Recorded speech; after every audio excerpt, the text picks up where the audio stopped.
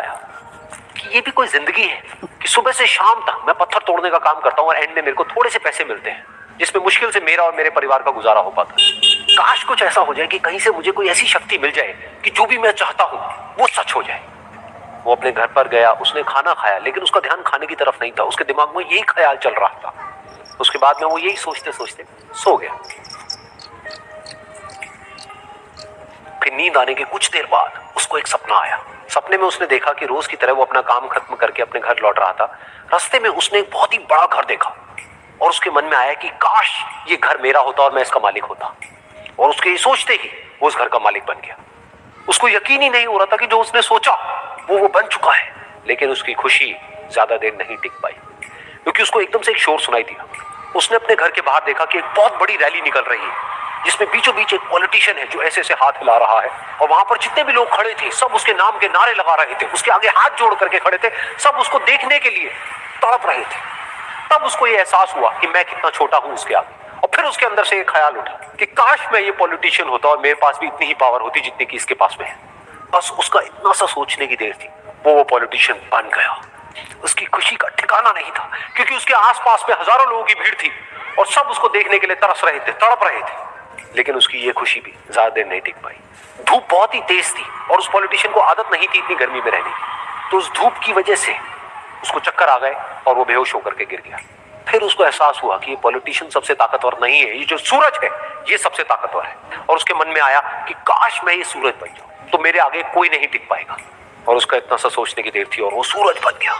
और वो खुशी से पागल हो गया, क्योंकि पूरी दुनिया को वो ही रोशन कर रहा था और पूरी दुनिया में ऐसा कोई नहीं था जो कि उसकी रोशनी को रोक सके। लेकिन उसकी ये खुशी भी ज्यादा देर टिक नहीं पाई, क्योंकि कुछ ही देर बाद आसमान में कुछ काले बादल आए जिन्होंने कि उस सूरज की रोशनी को रोक दिया। फिर उसको ये एहसास हुआ कि इस दुनिया में ऐसा भी कोई है जिसमें दम है उसकी रोशनी को रोकने का। और उसके मन में एक ख्याल उठा कि काश मैं वो बादल बन जाऊं। और वो बादल बन गया और आसमान में उड़ने लगा। उसको ऐसा लगा कि मैं आसमान में उड़ रहा हूं और अब मैं जहां चाहे वहां जा सकता। लेकिन कुछ देर बाद वहां पर एक बहुत तेज हवा का झोंका आया जो कि उन बादलों को उड़ा करके ले गया। और फिर उसे ये समझ आया कि ये जो बादल है वो सूरज की रोशनी को तो रोक सकते हैं, लेकिन हवा को नहीं रोक सकते। ये हवा उनको बहा करके ले जाती है। फिर उसके मन में आया कि काश मैं ये हवा बन जाऊं। और वो हवा बन गया। हवा बनने के बाद में उसको अपने अंदर एक अलग ही ऊर्जा का अनुभव हुआ।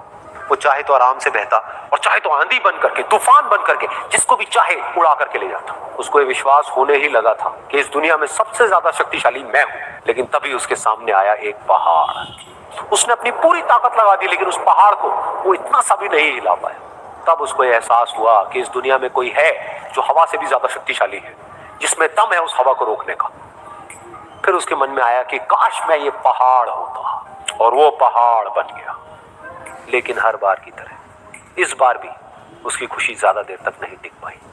उसको एक जानी पहचानी सी आवाज सुनाई दी और साथ ही साथ उसको दर्द होने लगा, जैसे कि कोई है जो उसको तोड़ रहा है, उसको मार रहा है। तो दर्द से वो चीखने लगा और उसके मन में आया कि काश मैं वो बन जाऊं जो कि इस पहाड़ को तोड़ने का दम रखता है। लेकिन इस बार उसकी ये ख्वाहिश पूरी नहीं हुई। वो रोने लगा, चीखने लगा, चिल्लाने लगा। उसने अपनी पूरी जान लगा दी, लेकिन इस बार वो नहीं बन पाया।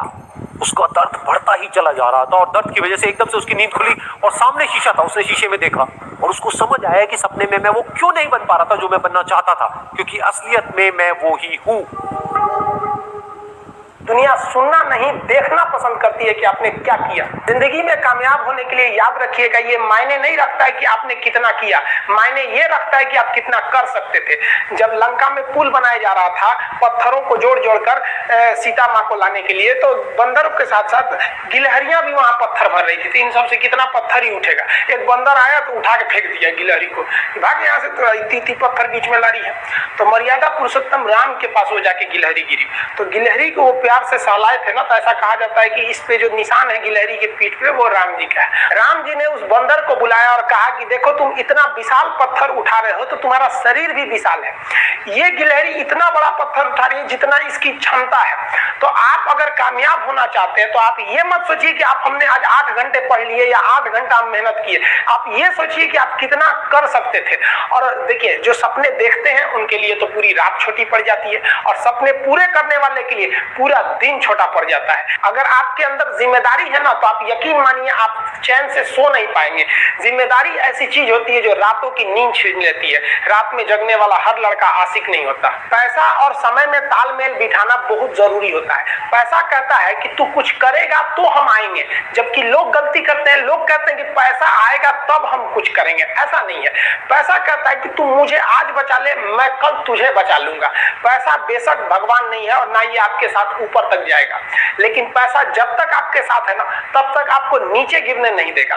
देखिए, पैसा जीवन में बहुत कुछ है, बहुत कुछ, लेकिन पैसा सब कुछ नहीं है। इंसानियत मायने रखने चाहिए। समय के साथ आप कभी खिलवाड़ मत कीजिएगा। दुख की बात यह है कि समय बहुत कम है, लेकिन सुख की बात यह है कि अभी भी समय है। लेकिन समय के पास इतना समय नहीं है कि आपको दोबारा समय देगा। वक्त नहीं लगाइए आपको यह निर्धारित करने में कि क्या करना है, वरना वक्त निर्धारित कर देगा आपका क्या करना है।